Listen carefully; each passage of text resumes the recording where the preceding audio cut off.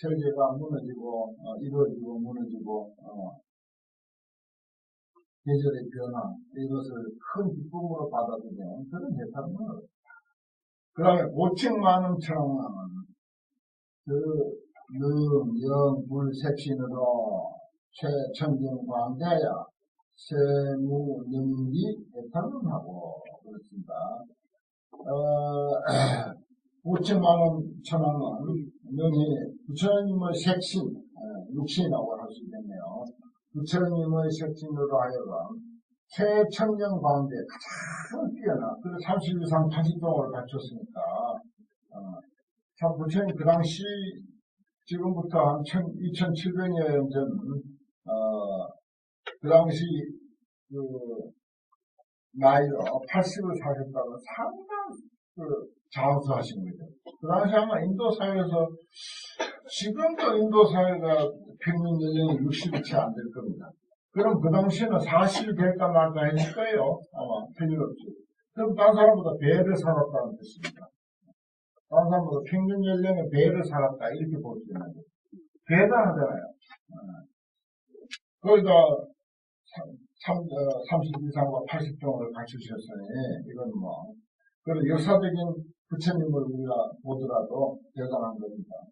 최천경 광대하죠. 세무능기라 세상에 능히 비할 데가 없다. 부처님의 역사적인 사실만 두고 보더라도 부처님은 너무 위대한 분이다 이 말입니다. 그렇습니다. 그런 데 대한 소박한 이해를 하는 해탈은 없죠. 그 다음에 자목복의 천왕은 자비의 눈으로 복의 상투를 튼 천왕입니다. 그 자운보부 해탈문하고 자운으로 보부하는 해탈은 어렵다. 자운은 자비의 부름, 자비의 부름으로서 온 세상을 다 덮는 그런 해탈은 어렵다. 이 사람 이름이 자몽이네요. 자비자자 눈목자. 자비로서 세상을 본다. 대한관시 지옥봉 그런 말 있잖아요. 지혜의 눈으로 보면 지옥이 없어. 지혜의 눈으로 보면 지옥이란 게 없어. 성지역에. 자비의 눈으로 예를 들어서 세상을 보면 온 세상을 전부 자비로 가득 채울 수 있다. 그 다음에 보강당명 칭찬하는 그 항견불이 항상 부처님이 일체 세주전에서 일체 세간 주인 앞에서 세주명품 우리가 공부하잖아요. 세주명품. 세상 주인들이 아름답게 장엄한 품이라. 세주명품은 세상 주인들이 아름답게 장엄한. 여러분들이 한 분 한 분이 전부 세상 주인이야. 세상 주인이야. 아버지는 아버지대로 세상 주인이고 어머니는 어머니대로 할아버지는 할아버지대로 할머니는 할머니대로 그 개인 입장에서는 전부 주인입니다. 그거 우리가 서로 인정하고 살아야 돼요. 세상 주인 앞에서 부처님이 세상 주인들 앞에서 현 종종 형상 위덕신 해탈입니다.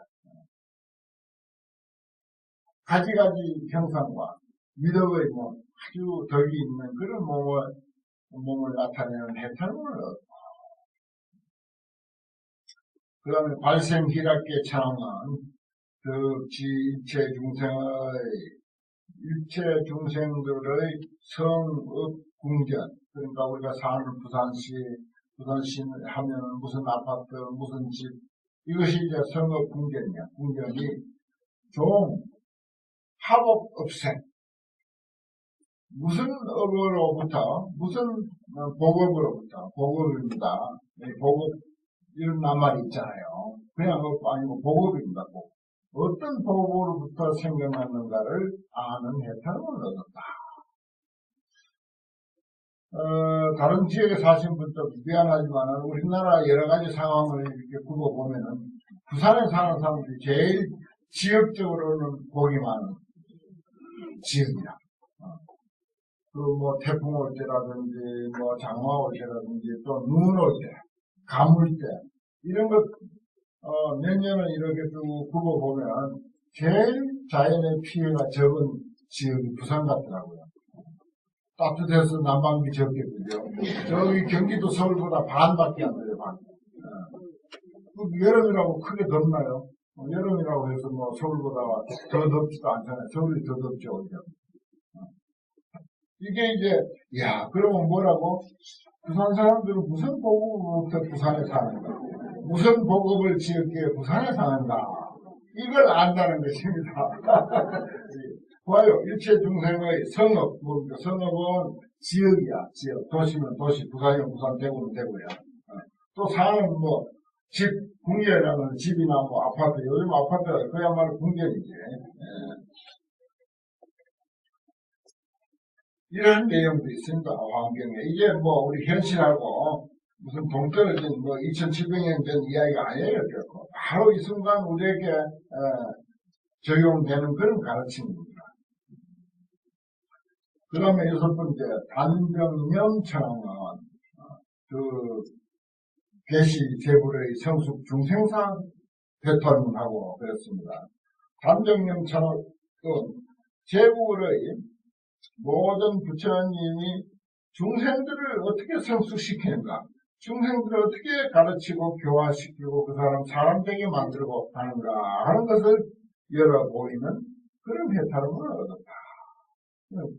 참 좋은 내용이죠. 부처님이 중생을 어떻게 가르치는가 그런 내용입니다. 그 다음에 고성음천함은 저지 일체 세간의 성계 전변상 해탈문하고, 요거는 이제 앞에 비슷하게 나왔죠. 찰성계라고 하는 그 첫째 왕 나온 것하고 내용이 같습니다. 일체 세간의 성계 생기고 그에 무너지고 한 급의 전변상 변해가는 모습을 아는 해탈문을 얻었다. 그래서 이건 이제 세상이 어떻게 이제 추나추동이 바뀌고, 지구도 또 변해가고, 결국은 또 지구가 공으로 돌아가고, 계급, 공급으로 이제 변해가는 것을 안다 하는 그런 내용입니다. 그 다음에 성취명창은, 그 당내 보살의 조복 중생행 해탈입니다. 당내 보살, 앞으로 올 보살들, 우리 모두가 앞으로 올 보살들이야. 지금도 보살이고, 어제도 보살이고, 하지만 또 내일은 또 내일대로 보살행을 해야 하니까, 그게 당내 보살입니다. 당내 보살의 조복 중생들을 어떻게 가르치는가, 어떻게 조복시키는가 하는 것을 아는, 기억해서 아는 그런 해탈문을 얻었다.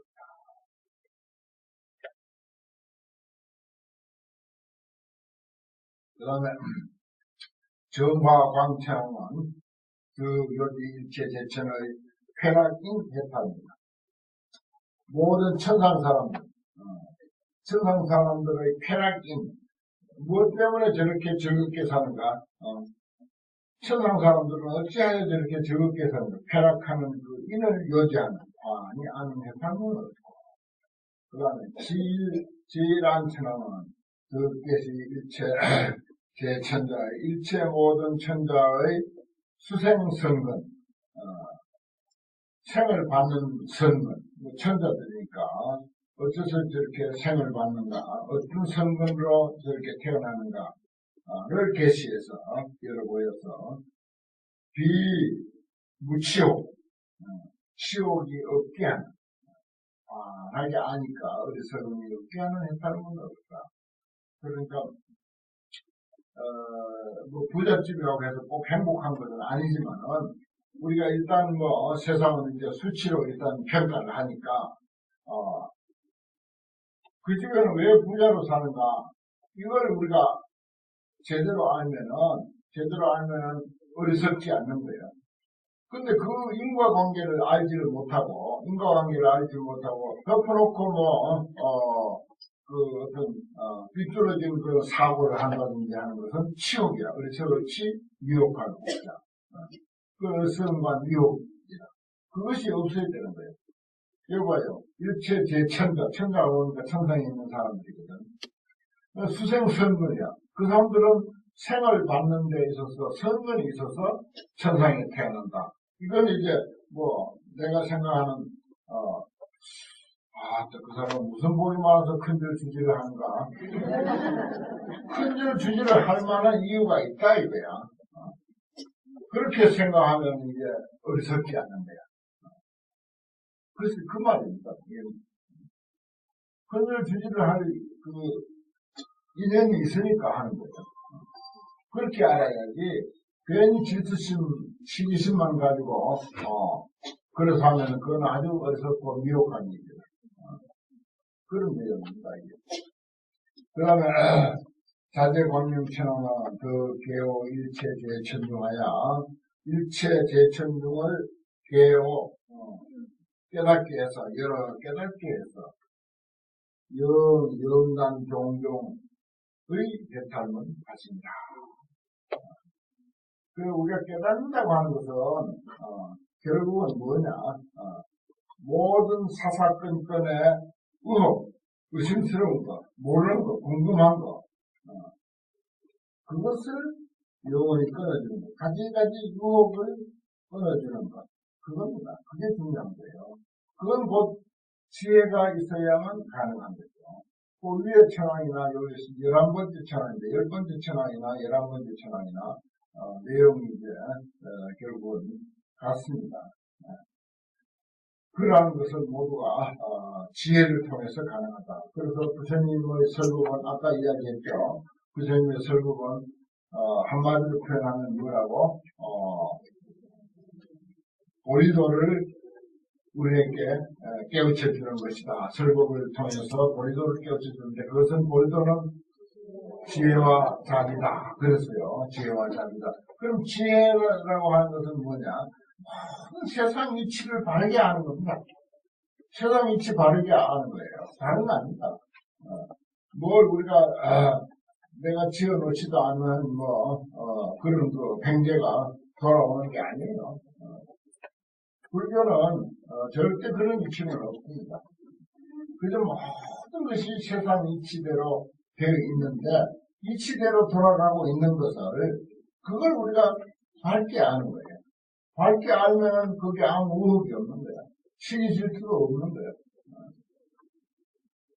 그게 우리고 그게 이제 부처님께서 우리에게 일러주고자 했던 그런 내용이다. 오늘 여기까지 하겠습니다.